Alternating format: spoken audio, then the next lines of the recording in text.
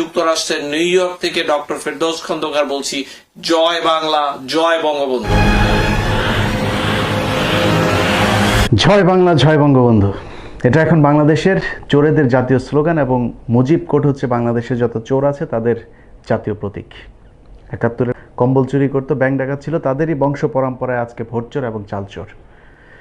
এই মুহূর্তে আপনারা যার মুখ থেকে এই স্লোগানটি শুনলেন, তিনার নাম হচ্ছে ডাক্তার ফেরদৌস খন্দকার। হালের এই মুহূর্তে সবচাইতে আলোচিত এবং সফল একজন চিকিৎসক, যিনি আমেরিকার ৩২ কোটি মানুষের জীবন বাঁচিয়ে এখন ১৭ কোটি বাংলাদেশের মানুষের জীবন বাঁচানোর জন্য ঢাকায় অবস্থান করছেন। বাংলাদেশের যেসব বিএনপি এবং জামায়াতের ভাইরা আছেন, তিনাদের কাছেও এখন এই মুহূর্তে তিনি ফেরেশতা হিসেবে আবির্ভূত হয়েছেন, কারণ সরকার তাকে নজরদারিতে রেখেছেন। এবং প্রশ্ন উঠেছে যে এই খন্দকার মুস্তাক এবং কর্নেল রশিদের খুব নিকট আত্মীয় হচ্ছে ডাক্তার ফেরদৌস খন্দকার। রোববার বিকেলে একটি ফ্লাইটে নিউ ইয়র্ক থেকে তার দেশে ফেরার কথা রয়েছে। সামাজিক যোগাযোগ মাধ্যমে আমেরিকার জ্যাকসন হাইটসে মানুষের বাড়ি বাড়ি গিয়ে চিকিৎসা করার ভিডিও ভাইরাল হলেও প্রবাসী বাংলাদেশিদের সাহায্য না করার অভিযোগ উঠেছে এর মধ্যে। এছাড়াও ছাত্র জীবনে চট্টগ্রাম মেডিকেলে অধ্যয়নরত অবস্থায় ছাত্রদলের সক্রিয় নেতা ছিলেন ডাক্তার ফেরদৌস। কুমিল্লার দেবিদ্বারে বঙ্গবন্ধুর খুনি খন্দকার মোস্তাকের ভাগ্নে আমেরিকাতেও বিএনপি জামাতের সাথে যুক্ত ছিলেন। ২০১৮ সাল থেকে বিভিন্ন সময় আওয়ামী লীগের সাথে সম্পৃক্ত হওয়ার তিনি চেষ্টা চালিয়ে যাচ্ছিলেন। সিদ্দিকুর রহমানের মাধ্যমে বিপুল পরিমাণ অর্থ প্রদানের পর নিউ ইয়র্কের বড় পদও হাতে নিতে চেয়েছিলেন তিনি। সেখানে সুবিধা করতে না পারায় বাংলাদেশ আওয়ামী লীগের সাথে যুক্ত হওয়ার জন্য এই মহামারীকে কাজে লাগিয়ে সামাজিক যোগাযোগ মাধ্যমে ভাইরাল হয়ে সুবিধা নেয়ার অভিযোগও উঠেছে তার বিরুদ্ধে। আরেকটা কারণ আছে, সেটা হচ্ছে এই মুহূর্তে ধরুন যদি শয়তান ঢাকার কোনো রাস্তায় এসে নেমে বলে আমি শয়তান এবং আমি আওয়ামী লীগের বিরুদ্ধে কাজ করতে চাই, আমি শেখ হাসিনাকে ঘৃণা করি, তাহলেও দেখবেন বাংলাদেশের অন্তত ৫০% মানুষ শয়তানকে সাপোর্ট করবে। কারণ শয়তানের চাইতেও বড় শয়তান হচ্ছে এই বর্তমান আওয়ামী সরকার, শেখ হাসিনা থেকে শুরু করে যারা দেশ চালাচ্ছেন। আপনারা যদি আমার কথা বিশ্বাস না হয় তাহলে নাসিমের অসুস্থতার কথা এবং জাফরুল্লাহ স্যারের অসুস্থতার কথা এই দুটো পত্রিকার বিভিন্ন পেজগুলোতে যে নিউজটা দেওয়া হয়েছে, সেখানে মানুষের মন্তব্যগুলো আপনারা শুনবেন, দেখবেন। সেদিকে যাচ্ছি না। এখন আমাদের আজকে যাকে নিয়ে কথা বলতে চাই সেই ডাক্তার ফেরদৌস খন্দকার। তিনি আপনারা নিশ্চয়ই জানেন, তার জন্য ঝাঁপিয়ে পড়েছেন সোশ্যাল মিডিয়াতে যে তিনি বাংলাদেশের ১৭ কোটি মানুষের জীবন বাঁচানোর জন্য এসে এখন সরকারের রোষানলে পড়েছেন, এই কারণেই তার পক্ষ নিয়েছেন। কিন্তু আপনাদের খুব বিনয়ের সাথে বলতে চাই, ডাক্তার ফেরদৌস খন্দকার ১৭ কোটি মানুষের জীবন বাঁচাতে যায়নি, তিনি ১৭ কোটি মানুষকে মারতে গিয়েছেন, তাদের জীবন হুমকির মুখোমুখি করবার জন্য গিয়েছেন। কেন বলছি কথাটা, সেটার একেবারে যুক্তি, তথ্য, প্রমাণ সহ আপনাদের সামনে উপস্থাপন করব। তার আগে ছোট করে আমি কিছু কথা বলতে চাই, যেটা আপনার একেবারে সাধারণ কমন সেন্স যদি খাটান তাহলে উত্তরগুলো পেয়ে যাবেন। তিনার একটা ইউটিউব চ্যানেল আছে, সেখানে আমি ঘাটাঘাটি করে দেখলাম যে শুধুমাত্র যৌনতা নিয়েই তার সব ধরনের ভিডিও। পরে শুনলাম তিনি একজন মেডিসিন বিশেষজ্ঞ। তো তার ভিডিওগুলো যদি আপনি দেখেন তাহলে মনে হবে মানুষের শারীরিক সমস্যা একমাত্র যৌন সমস্যায় আছে, এছাড়া আর পৃথিবীর মধ্যে কোনো সমস্যা মানুষের নেই।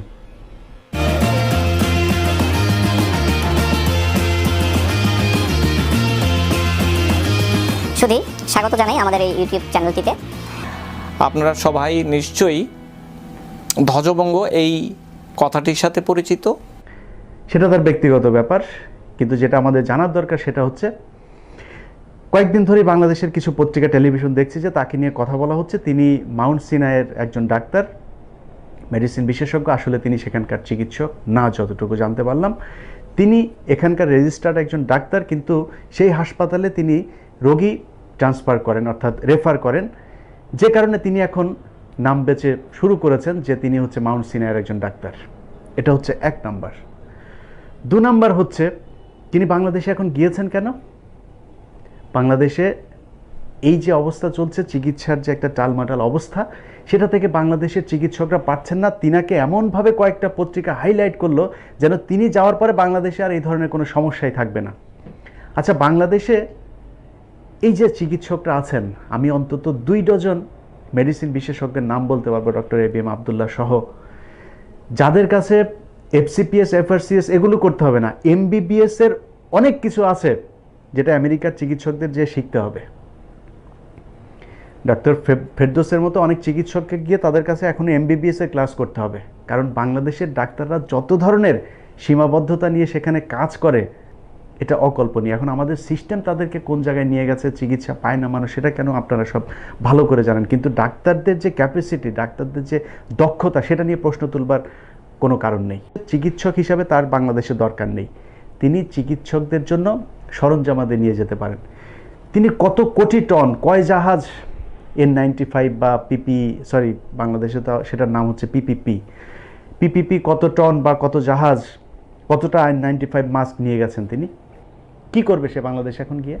পৃথিবীতে কি এটার ভ্যাকসিন বের হয়েছে? তিনি ভ্যাকসিন নিয়ে গিয়েছেন, সেখানে কোনো কিছু নিয়ে গিয়েছেন বা এর ট্রিটমেন্টের কোনো ওষুধ নিয়ে গিয়েছেন, আবিষ্কার করেছেন তিনি? আমাদের কয়েকটা গণমাধ্যমের অবস্থাগুলো আমার দেখে যেটা মনে হয়েছে যে তিনি ভ্যাকসিন আবিষ্কার করে ফেলেছেন এবং যুক্তরাষ্ট্র থেকে তিনি গিয়েছেন সেখানে, যুক্তরাষ্ট্রকে তিনি ওই ভ্যাকসিন দেন না, একমাত্র বাংলাদেশকে ভ্যাকসিন দেওয়ার জন্য গিয়েছেন। তিনি এখন সবাইকে বাঁচিয়ে ফেলেন। এখন আসি অন্য প্রশ্নে, সেটা হচ্ছে যারা ডানপন্থী মানুষজন আছেন, এনটি আওয়ামী লীগের লোকজন যারা তাকে এখন পিক আপ করেছেন, তাদেরকে কিছু কথা বলতে চাই। সেই কথাগুলো আপনাদের বোঝানোর জন্য আমি ডাক্তার ফেরদৌসের কিছু বক্তব্য শোনাতে চাই। প্রতিটা বক্তব্যের আমি যুক্তি খণ্ডন করব। আপনারা এই বক্তব্যগুলো শুনবার পরে বিচার করবেন ডাক্তার ফেরদৌস আসলে কে। আসুন একটু বিস্তারিত শুনি কোথায় ভুল ছিল প্রথম থেকেই। ধরুন আমি যদি কম্পেয়ার করি যুক্তরাষ্ট্রের প্রেসিডেন্ট ডোনাল্ড ট্রাম্প এবং তার অবস্থান এবং বাংলাদেশের প্রধানমন্ত্রী, মাননীয় প্রধানমন্ত্রী শেখ হাসিনা, যদি এইভাবে কম্পেয়ারটি করি যে যুক্তরাষ্ট্রের টিম এবং বাংলাদেশ টিমের মধ্যে প্রথম থেকেই প্রেসিডেন্ট ডোনাল্ড ট্রাম্প কোনোভাবেই এটিকে পাত্তা দেননি। ওনাকে বলা হয়েছে গত বছরের নভেম্বর মাস থেকে, ডিসেম্বর মাস থেকে, জানুয়ারি থেকে যে এইটি আসছে প্যান্ডেমিক, এটি রিয়েল। উনি বলেছেন সরাসরি ওপেনলি এটি হোক্স, এটি একটি চাইনিজ ভাইরাস, এটি একটি মজা করার জিনিস। তো উনি মোটেও পাত্তা দেননি। সেখানে মাননীয় প্রধানমন্ত্রী তিনি আজকে প্রায় 2.5 মাস ধরে উনি কিন্তু ওনার টিমকে আগে থেকে বলেছেন তোমরা সামনে আসো, এটি প্রস্তুত থাকতে হবে, এটি নিয়ে কাজ করতে হবে। উনি প্রথম থেকে এনকারেজ করেছেন যে সায়েন্টিস্টরা যেন টিমগুলো সামনে এসে কাজ করে। প্রিয় দর্শক, আপনারা নিশ্চয়ই জানেন যে 3 মাস আগে থেকে বাংলাদেশ সরকার কিসের প্রস্তুতি নিয়েছিল? চাল চুরির নাকি মুজিববর্ষ উদযাপনের? সেই প্রশ্নটা আপনাদের কাছেই থাকলো। চলুন পরের বক্তব্যটা শোনা যাক। যুক্তরাষ্ট্রের প্রেসিডেন্টকে বলা হয়েছিল আপনি মাস্ক পরেন না কেন? উনি গত পরশুদিন পর্যন্ত বলেছেন যে আমি এই মাস্কে বিশ্বাস করি না, আমি পরবো না ব্যক্তিগতভাবে, সেটি যত সমস্যায় থাকুক। দেখুন, বিজ্ঞানের পুরো বিপরীতে কাজ করছে এই গোষ্ঠীটি। আমাদের প্রধানমন্ত্রী সামনে থেকে এগিয়ে উনি মানুষকে শেখাচ্ছেন যে কিভাবে হাঁচি দিলে এটিকে ম্যানেজ করতে হবে, কিভাবে কাশি দিলে ম্যানেজ করতে হবে, কিভাবে হাগু পরিষ্কার করতে হয় সেটাও তিনি আমাদেরকে শিখিয়ে দিয়েছেন। ডাক্তার ফেরদৌস খন্দকার সেভাবেই এখন হাগু করেন। ফেরদৌস খন্দকার, আপনি আমেরিকার সবচাইতে ঝুঁকিপূর্ণ যে জায়গা সেটা হচ্ছে নিউ ইয়র্কের সবচাইতে ঝুঁকিপূর্ণ জায়গা সেটা হচ্ছে কুইন্সের সবচাইতে ঝুঁকিপূর্ণ জায়গা হচ্ছে জ্যাকসন হাইটসের সবচাইতে ঝুঁকিপূর্ণ জায়গা হচ্ছে এলমাস হসপিটাল, যেটার পাশে আপনি সবসময় ছিলেন, আমিও সেখানেই থাকি। আপনি বলতে পারবেন যে একজন চিকিৎসক অভিযোগ করেছে তাকে 2 নাম্বার মাস্ক দেওয়া হয়েছে, তাকে পিপিই দেওয়া হয় নাই? একজন চিকিৎসকের কোনো ধরনের অভিযোগ ছিল না। এখানে 1 লক্ষের উপরে মানুষ মারা গেছে, তারপরে এই অভিযোগ কেউ করতে পারে নাই। এখন প্রেসিডেন্ট ট্রাম্প ব্যক্তিগতভাবে সে মাস্ক পরল কি না পরল সেটা কারোর দেখার বিষয় না, সে জনগণকে মাস্ক নিশ্চিত করেছে কিনা সেটা হচ্ছে দেখার বিষয়। এখন আপনি বাংলাদেশের গণভবন, বঙ্গভবন খুব সুন্দর করে আপনি সিকিউর করে রাখলেন, জীবাণুনাশক স্প্রে করে রাখলেন সারাক্ষণ, আর সারা দেশের মানুষ না খেয়ে মরছে, না চিকিৎসা পেয়ে মরছে, সেটা কোনো সমস্যা না। আপনি যিনি আওয়ামী লীগ করেন আপনি নিজের কাছে প্রশ্ন করুন, আপনার নিকট আত্মীয়, আমার ফেসবুকে যারা আছেন দেখি তো, আপনি যাচ্ছেন, আপনি আইসিইউ পাচ্ছেন না কেন? এখন সব কিছু ভিআইপিদের জন্য, আপনি ভিআইপি না হলে কিছুই পাবেন না। এই হচ্ছে বাংলাদেশ আর এইখানকার মতো যেই পার্থক্য সেটা।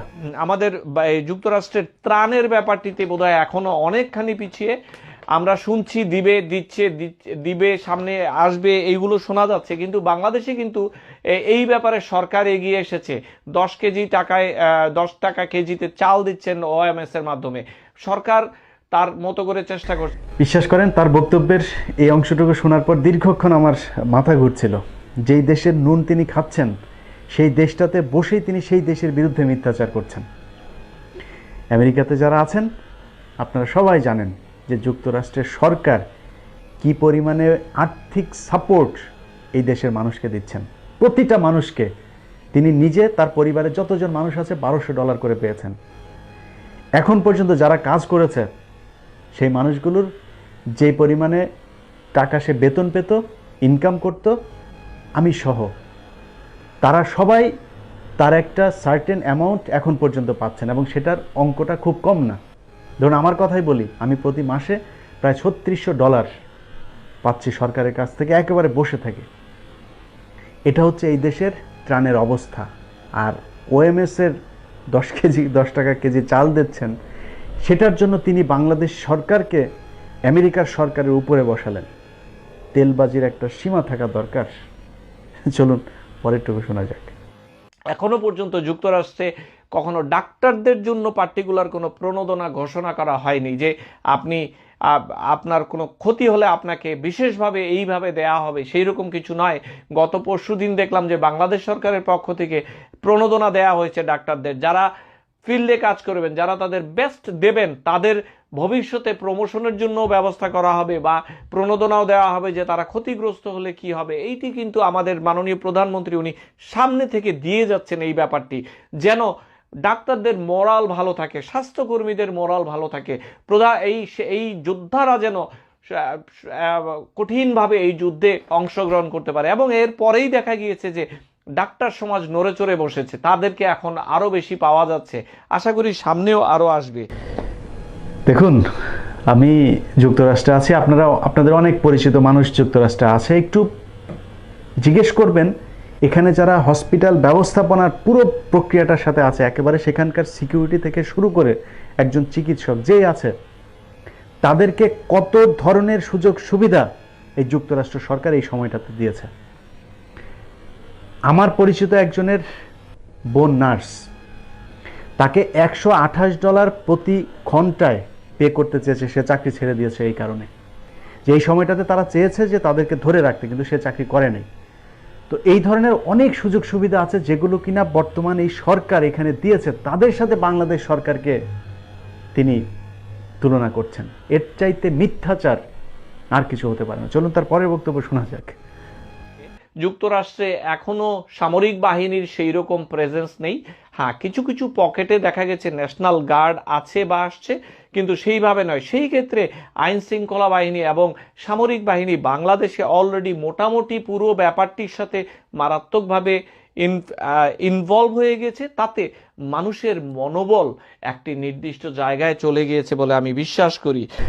তার কোনো কথার সাথে যদি আমি একমত নাও হই, তাহলে এই কথাটার সাথে একমত পোষণ করছি যে বাংলাদেশে এই মুহূর্তে সেনাবাহিনী শুধু ত্রাণ দেওয়ার জন্য না, কিংবা ম্যাজিস্ট্রেসি পাওয়ার নিয়ে তারপরে রাস্তায় নামার জন্য না, সেনাবাহিনীর উচিত ক্ষমতা টেক ওভার করা এবং অন্তত 2 থেকে 3 বছর বাংলাদেশের ক্ষমতা পরিচালনা করা। তারপরে নির্বাচন দিয়ে, যেহেতু আওয়ামী লীগের 80% ভোটার আছে, সমর্থন তাদের সেই পর্যায়ে গিয়েছে, তারাই তো ক্ষমতায় আসবে, তারপরে আবার তাদেরকে ক্ষমতায় বসিয়ে চলে আসুক।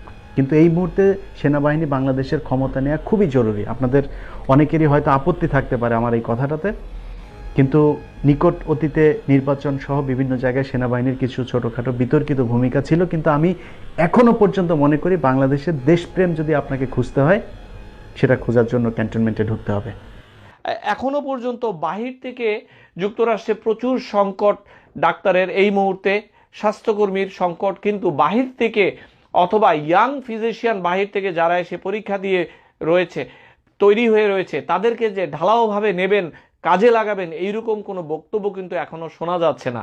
অর্থাৎ আমাদের প্রয়োজন আছে কিন্তু আমরা নেব না, এটি বিশাল এগোয়েস্টিক প্রবলেম নিয়ে চলছে। সেইখানে বাংলাদেশ সরকার এবং আমাদের মাননীয় প্রধানমন্ত্রী নিজে বলে দিয়েছেন যে আমরা প্রয়োজনে বিদেশ থেকে ডক্টর আনবো। আর তারই অংশ হিসাবে তিনি এখন বাংলাদেশে শেখ হাসিনা যে ঘোষণা দিয়েছিলেন বিদেশ থেকে প্রয়োজনে ডাক্তার আমদানি করবেন, সেই আমদানির অংশ হচ্ছে ডাক্তার ফেরদৌস খন্দকার। এখন তিনি দেশে গিয়েছেন, বাংলাদেশের চিকিৎসক, নার্স, তারপরে হসপিটাল যা কিছু আছে সব বন্ধ করে দেন। ডাক্তার ফেরদৌস এখন একা সবকিছু সামাল দিয়ে দিতে পারবেন। এছাড়াও তিনি ডাক্তার জাফরুল্লাহর করোনা আক্রান্তের বিষয়টি নিয়েও চরমভাবে কটাক্ষ করেছেন। তিনি তার ফেসবুকের একটি কমেন্টে লিখেছেন, তিনি যে পরীক্ষা করিয়েছেন এই কিটে তো সেটাও বলার উপায় নেই, প্রেগনেন্সি কিটের মতো এটা কার না কার তা কেউ জানে না। এটা আরেকটা স্ট্যান্ডবাজি আর কি, সরকারের ভদ্রতার অপব্যবহার করলো কাক্কু। অতএব এবার আপনারাই চিন্তা করুন, ডাক্তার ফেরদাউস 17 কোটি মানুষকে বাঁচাতে গিয়েছে নাকি বাংলাদেশের স্বাস্থ্য ব্যবস্থা আমেরিকার চাইতেও ভালো সেটা প্রতিষ্ঠিত করতে গিয়ে নিজের সুবিধা নেয়ার চেষ্টা করেছে। বাংলাদেশের মানুষগুলোর কাছে এখনও আল্লাহর ওয়াস্তে আমার একটা অনুরোধ, একজন মানুষ সম্পর্কে খারাপ ভালো যাই বলবেন, বলার আগে একটু তার সম্পর্কে জানেন, জেনে তারপরে একটা কথা বিশ্বাস করবেন। সবাই ভালো থাকবেন, আল্লাহ হাফেজ।